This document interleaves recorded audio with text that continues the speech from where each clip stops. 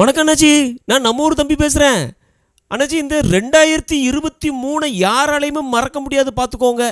ஏன்னா நம்ம தூத்துக்குடியில் அப்படி ஒரு பெரிய வெள்ளம் வந்துச்சு. ஜனங்களெல்லாம் ரொம்ப பாடாப்படுத்திச்சு பார்த்துக்கோங்க.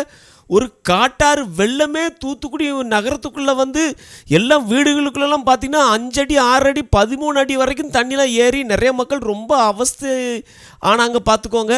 இப்போது இந்த தண்ணி எங்கேருந்து வந்தது அப்படின்னு கேட்கும்போது என்ன சொன்னாங்கன்னா பார்த்தீங்கன்னா, தூத்துக்குடி கோரம்பள்ளத்தில் இருக்கக்கூடிய அந்த பெரிய ஒரு கம்மா, அது கம்மான்னு சொல்லக்கூடாது, ஏரின்னு சொல்லணும் பார்த்துக்கோங்க.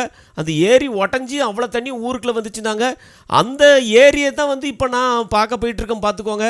நானும் தூத்துக்குடி கோரம்பள்ளம் கம்மா அப்படின்னு சொன்னோன்னே ஏதோ சின்னதாக இருக்கும் போல் அப்படின்னு நினச்சிட்டு உள்ளே போனேன். ஆனால் அங்கே பார்த்தா ஆத்தாடி எத்த தண்டி பாருங்கள், எங்கே வரைக்கும் இருக்குது பார்த்தீங்களா? அப்பப்பா, அப்பா, பார்க்குறதுக்கு பிரமிப்பாக இருக்குது பாருங்கள். இருங்க, வாங்க கீழே இறங்கி போய் பார்ப்போம்.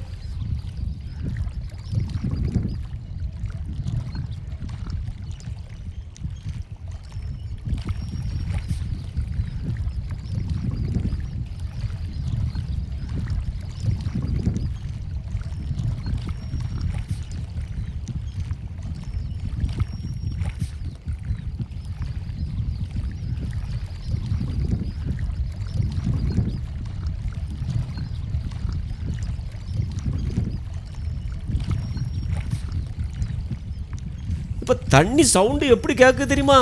இந்த வீராணா ஏரி, அது என்ன படம், அது இந்த பொன்னி நதி பாயணுமே பாட்டு வரும் பாருங்க, அந்த மாதிரி பொன்னியின் செல்வனில் வர்ற அந்த ஏரி மாதிரில இந்த ஏரி இருக்குது. எத்தா தண்டி பாருங்கள், இங்கே பாருங்கள், அங்கேருந்து அங்கே வரைக்கும் இருக்குது. அப்பா, இதில் நிறைய பேர் குளிக்கிறவங்க இந்த நீச்சல் தெரியாமலாம் ஆள் இறந்து போயிருக்குன்னு சொல்கிறாங்க. அதனால் நீச்சல் தெரியாமல் எங்கேயுமே தண்ணியில் யாரும் இறங்காதீங்க அண்ணாச்சி. இங்கே பாருங்கள்.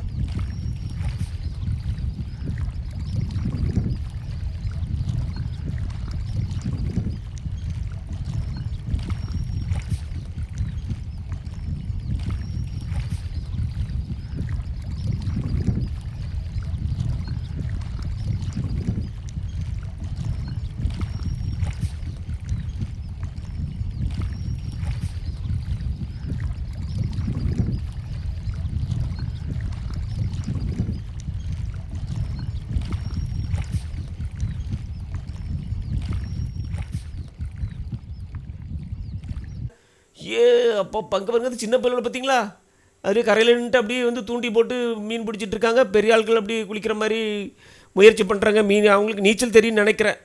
இது ரொம்ப கவனமாக இருக்கணும். இங்கே பாருங்கள், இங்கே பக்கத்தில் சைட்லலாம் வீடுகள்லாம் இருக்குது. இந்த மாதிரி மழை காலங்களில் ரொம்ப வெள்ளம் வந்துட்டு அப்படின்னு சொன்னால் அந்த வீடுகள்லாம் என்ன ஆகுன்னே தெரியல.